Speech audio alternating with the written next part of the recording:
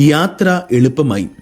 കല്ലും മുള്ളുമില്ലാത്ത നടപ്പാത, ഇരുവശവും അത്തിവൃക്ഷങ്ങൾ, മുന്തിരിത്തോട്ടങ്ങൾ, പറവകൾ, കാട്ടുപൂക്കൾ എല്ലാം സഞ്ചാരികളുടെ പഞ്ചേന്ദ്രിയങ്ങൾക്ക് വിരുന്നായിരുന്നു.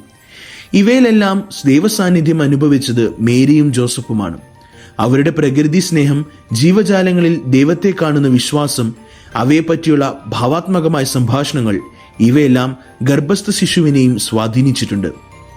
പ്രകൃതി വസ്തുക്കൾ എടുത്തുകാട്ടിയായിരുന്നല്ലോ യേശുവിന്റെ സുവിശേഷ പ്രബോധനങ്ങൾ. എൻ്റെ ആത്മാവ് കർത്താവിനെ മഹത്വപ്പെടുത്തുന്നു എന്ന ലൂക്കാ സുവിശേഷകനോട് ചേർന്ന് പറഞ്ഞ് ആകാശത്ത് മിന്നുന്ന നക്ഷത്രങ്ങൾ കണ്ട് ഉള്ളിൽ ആനന്ദം പൂണ്ട് പ്രശാന്ത ഹൃദയത്തോടെ അവർ സുഖനിദ്രയിലായി. എന്റെ വീടിന് ചുറ്റും, എന്റെ യാത്രയിലും എല്ലായിടങ്ങളിലും ചെടികളും വൃക്ഷങ്ങളും ജീവികളും ഉണ്ടല്ലോ. ഞാൻ അവയെ നോക്കി അതിശയിക്കാറുണ്ടോ?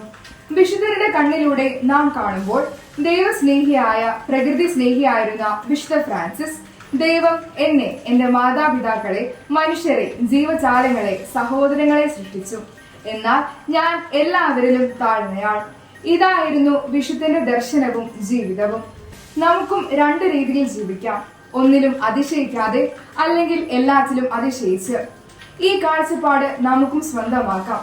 എനിക്കെല്ലാം അതിശയം, സർവാതിശയം. എല്ലാത്തിലുമുള്ള ദൈവ സാന്നിധ്യം തിരിച്ചറിഞ്ഞ് തിരുക്കുടുംബ പാതയിൽ നമുക്കും യാത്ര ചെയ്യാം.